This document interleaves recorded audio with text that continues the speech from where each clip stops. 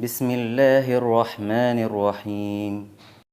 من المؤمنين رجال صدقوا ما عاهدوا الله عليه، فمنهم من قضى نحبه ومنهم من ينتظر وما بدلوا تبديلا، ليجزي الله الصادقين بصدقهم ويعذب المنافقين إن شاء أو يتوب عليهم، إن الله كان غفورا رحيما.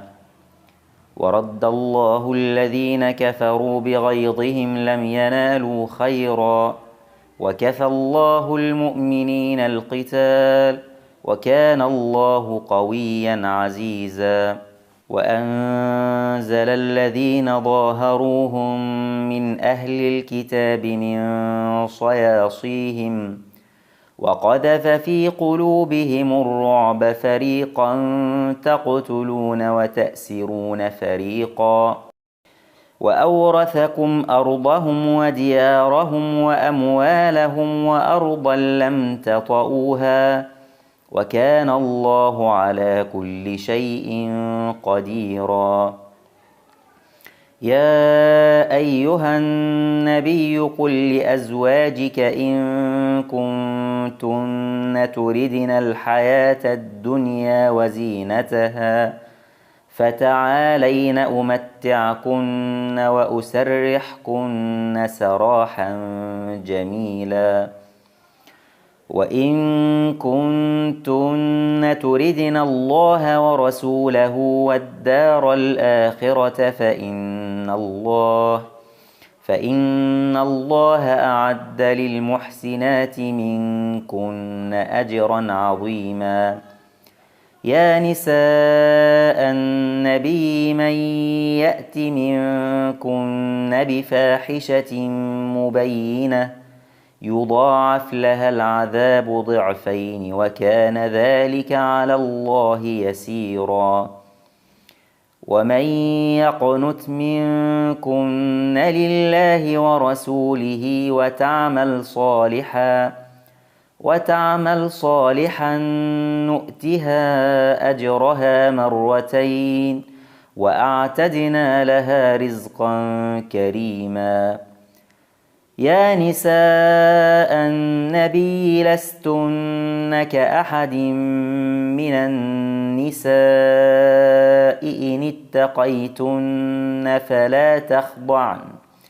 فلا تخضعن بالقول فيطمع الذي في قلبه مرض، وقلن قولا معروفا. وقرن في بيوتكن ولا تبرجن تبرج الجاهلية الأولى، وأقمن الصلاة وآتينا الزكاة وأطعنا الله ورسوله، إنما يريد الله ليذهب عنكم الرجس أهل البيت ويطهركم تطهيرا. واذكرن ما يتلى في بيوتكن من آيات الله والحكمة، إن الله كان لطيفا خبيرا. إن المسلمين والمسلمات والمؤمنين والمؤمنات والقانتين والقانتات والصادقين والصادقات والصابرين والصابرات والخاشعين والخاشعات والمتصدقين والمتصدقات والصائمين